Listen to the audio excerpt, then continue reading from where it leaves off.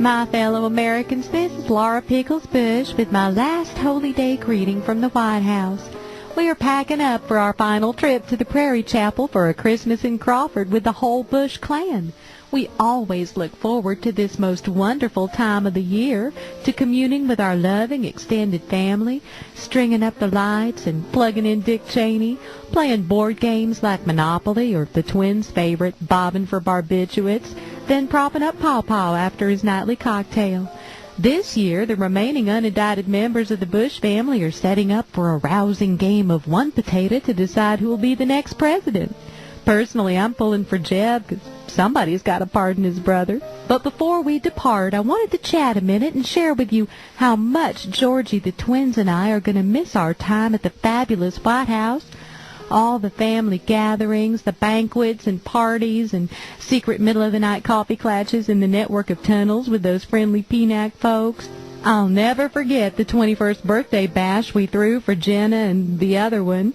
They blew out all the candles and a 0.725 on the breathalyzer that night.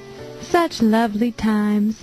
Thankfully, we have faint and hazy memories that we can savor for several hours at least. Good thing Carl and Dick were always there with their buddies from National Security, taking photos and videos and setting up boom mics and fancy infrared cameras so that every single minute of our most festive and often rambunctious holiday celebrations would be recorded for posterity from every possible angle.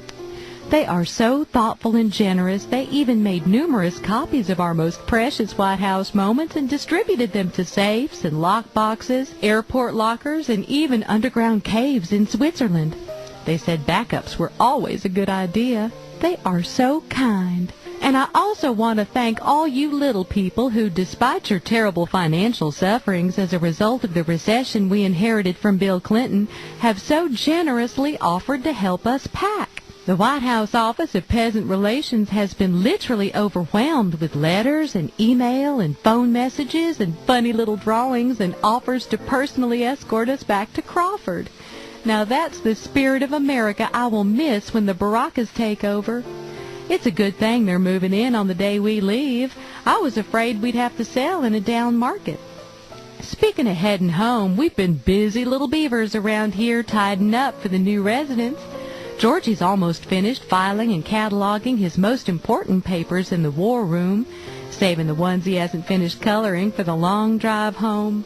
He's still got to pardon a turkey and 2 cabinet members and then pack up his personal autographed Lemony Snicket's collection for the George W. Bush Presidential Library and Puppet Theater. It's hard work, and I've been particularly occupied spiffying up the First Lady's private quarters.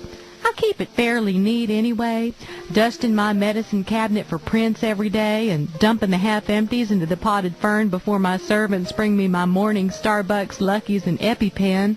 But let's face it, after 8 demanding years of suffrage, the sofa in my sitting area has more burn holes than my mother-in-law's stomach lining. So the house upholstery workers have been hard at it. And you can just imagine what the twins' former rooms look like. The drywall guys finally stopped scraping and called Halliburton to take care of it. They just sprayed the whole place down with some white phosphorus Cheney dropped off for Georgie's farewell tour of Iraq. Now it's sparkling and spotless for those 2 adorable little darling Bahama girls, Satchmo and Mojita. I had great fun giving them the grand tour of the White House, showing them the obstacle course they can run and how to play hide-and-seek in the solarium and sliding down the banister, all the things Georgie loves to do. The White House chef wasn't as thrilled. He can't believe he's got another 4 years of SpaghettiOs and Pop-Tarts ahead of him. It is hard work around here. I've heard there's some controversy about giving the First Lady an actual salary for her service, but I say it's about time. After the weeks and weeks I spent toiling as a librarian, I can tell you there's no harder job on earth than being married to my Bushy. And it's been hard on him, too, these last few weeks. First they canceled Smallville. Then his mom was rushed to the hospital with stomach pains. Poor thing. I think she strained herself helping us pack. As soon as she heard the Yo Mamas were coming, she scampered around gathering the china and silver, speedier than Sarah Palin's future in-laws with Dog the Bounty Hunter at the door. It's no wonder she tore a hole in one of her stomachs. She never was the same, really, since that house fell on her sister. And if that wasn't enough, my Bushy's been working so feverishly to build a lasting legacy, or at least finish his Lego tower. He so wants to leave something beautiful behind. And then there was that last election. I think the medical team tweaked his meds just a little too much in their attempt to ease him through October and November in a state of partial hibernation.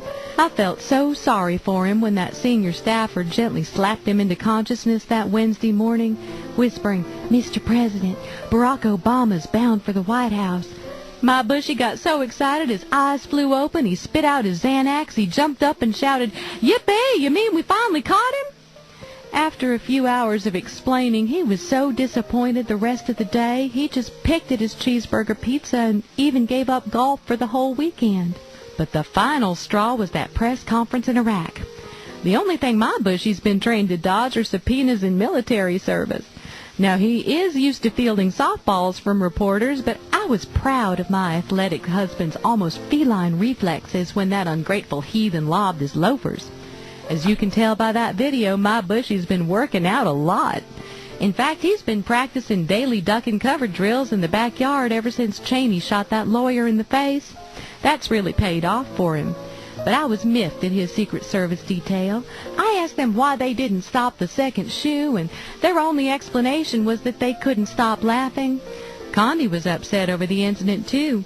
Iraqi officials confiscated the shoes before she had a chance to thoroughly examine them and interrogate the journalist and find out if they came in a size 7 teal alligator slingback.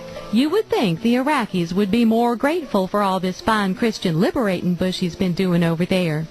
I asked Prime Minister Maliki about this inexplicable ingratitude, and to his credit, he apologized. In fact, he's been meaning to send a thank you card, but it seems all the Baghdad Hallmark stores keep blowing up or something. Well, I see the servants are down to the last few crates, and I want to toss in my best double knits before they hammer down the lids, so it's time to skedaddle to the ranch. We just have to throw the suitcases in the trunk and draw straws to designate the driver and find some small, shiny object to distract my Bushy while Cheney loads the football.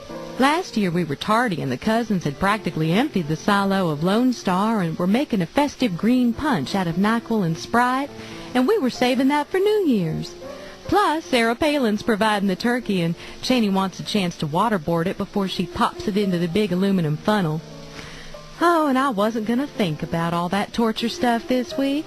Christmas is not the time to ruin our beautiful minds with images of bloody, brutalized, and martyred Middle Eastern men.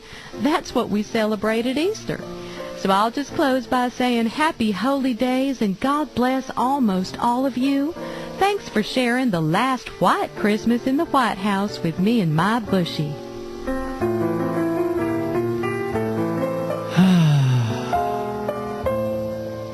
Her and her Bushy. Thanks, Pickles. That was very sweet.